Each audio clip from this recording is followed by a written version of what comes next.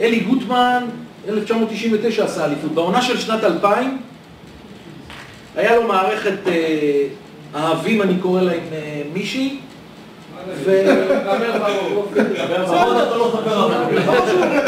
אין לי הכי מושר בעולם שלו. שנייה, אתה רוצה את המספיק? מישהי להגישות? אופירה, אז תגיד. מעניין, תשים לב שאני מוכן לדבר על משהו צהוב. כל החדר פה מתרומש. לא, זה בגלל שזה בחורה עם גבר. למה פה אין בחורה? תקשיב, היה לה, תקשיבו טוב, סיפור טוב, אני רוצה לקבל את חוות הדעת שלה. היה לו סיפור אהבה, שנת 2000, וזה התגלה לאשתו.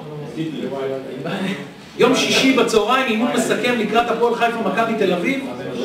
אשתו של אלי גוטמן מגיעה לכפר סיטרין עם מזוודה, ומרביצה לו וזורקת עליו את כל המזוודה עם הבגדים. האם לפרסם או לא לפרסם? אני חושב שלא. לפרסם. אבל זה הבית נהרס. שיש פה כמה אוהבים פה ילדים, וזה כבר משפחה, זה לא. לא, רגע, אבל פה הבית כבר נהרס. שנייה. לא צריך להתווכח. זה לא צהוב, אני אסביר לך מה צהוב. אתה אומר גורש?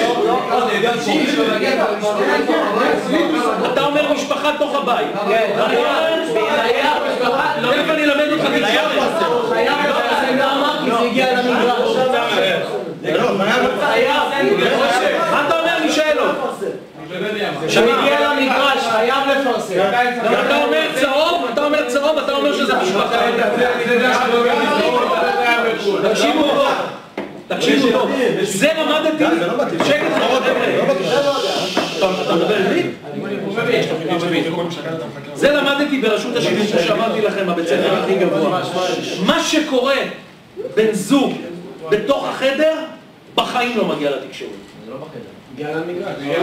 גם במלון? מי שעשה את הנזק למשפחה, שאתה אומר זה מגיע למשפחה, זה אשתו. זה קרה באימון מגרש כדורגל. מקום ציבורי שפרט ל-20 שחקנים ראו את זה עוד 50 מועדים.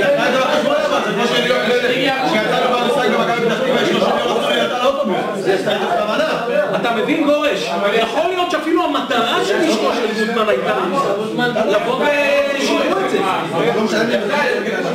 עכשיו לגבי מה שקורה בחדרים, כל מה שאתם רואים בכל מיני אתרים, גליצ'ים, אני בעיקרון לא רואה, אבל שיחה שהייתה לי עם אופירה, תקשיבו טוב, שלמרות שהיא תחנה מתחרה אליי, ואני ואופירה ידידים טובים עד היום, הגליצ'ים הוא אחד האתרים הכי נצפים בטלוויזיה.